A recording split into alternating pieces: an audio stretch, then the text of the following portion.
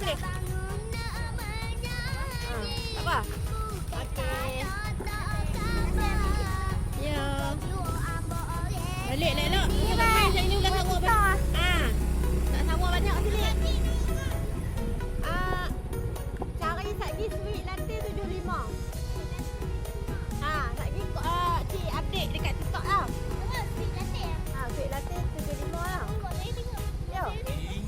Anak acik kat sana nak pergi ambil anak. Bukan TikTok ni rakam. Nyamuk ni kenyang ni nyamuk. Tak tak lah. Pergi balik maghrib ya.